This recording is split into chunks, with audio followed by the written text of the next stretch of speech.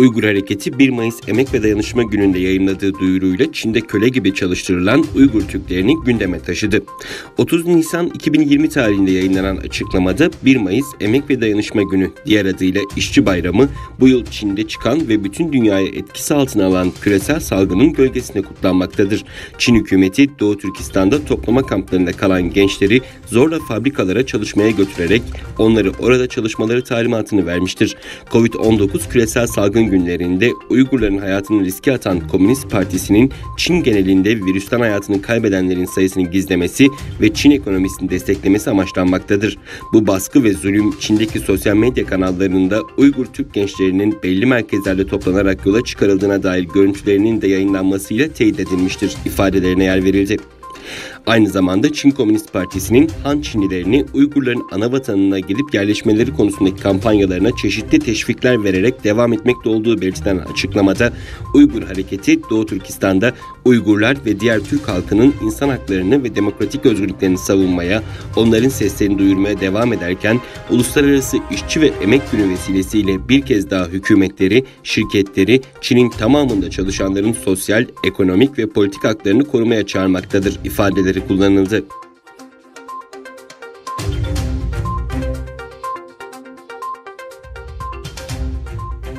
Çinli yetkililer Doğu Türkistan'daki sözde eğitim merkezi dedikleri toplama kamplarıyla ilgili bu zamana kadar net sayı vermedi. Uluslararası araştırmacılar kamplar hakkında tahminlerde bulunurken şu sayıda kamp var demekten kaçınıyor. Çünkü birçok bölgede okul ve otellerden, hastane ve cami gibi daha nice yapılardan dönüştürülmüş ve dış dünyadan izole edilmiş toplama kampları bulunuyor.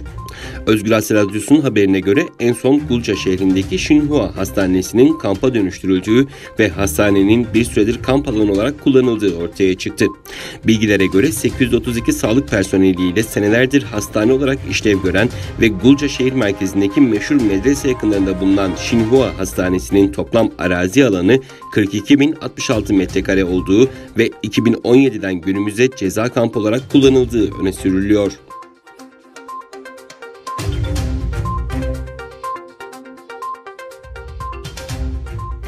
Washington-Pekin arasındaki virüsün kökeniyle ilgili tartışmaya Dünya Sağlık Örgütü de katıldı.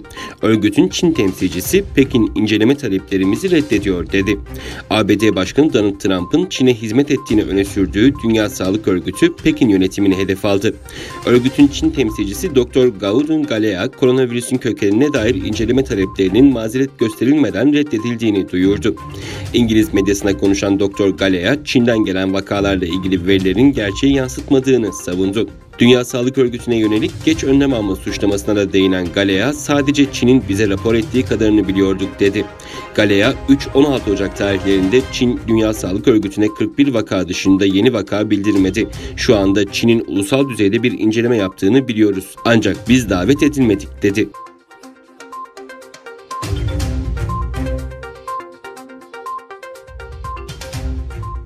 Alman ordusu Çin merkezli sosyal medya uygulaması olan TikTok'u kullanmama kararı aldı. Tüm bilgisayar ve telefonlardan silinecek olan uygulamanın yasaklanma sebebi ise siber casusluk olarak açıklandı.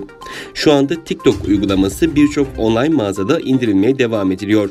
Ancak Almanya ordusu tarafından siber casuslukla suçlanan uygulamanın orduda görevli olanların cihazlarından hızla silineceği açıklandı. Bir süre önce Alman Hava Kuvvetleri ve ordunun başka birimleri TikTok'la ilgili videolar paylaşmış ve tartışmalar neden olmuştu. Alman veri koruma uzmanı Ulrich Kalber, bizim demokrasimize ve kurallarımıza uymayan, reddeden bir toplumun buradaki bilgilerimize erişmesi kabul edilemez demişti.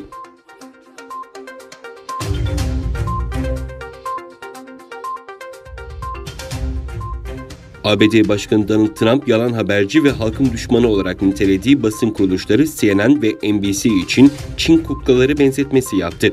Twitter hesabından paylaşımda bulunan Trump, yeni tip koronavirüs COVID-19 salgını konusunda sorumlu tuttuğu Çin hakkında NBC ve CNN'in yaptığı haberleri eleştirdi. ABD Başkanı Trump, NBC ve yalan haberci CNN, Çin hakkında muhteşem şeyler söylemek için çaba gösteriyor. Onlar burada iş yapmak isteyen Çin'in kuklaları, Çin'e yardım etmek için yayın araçlarını kullanıyorlar. Halk düşmanları ifadesini kullandı.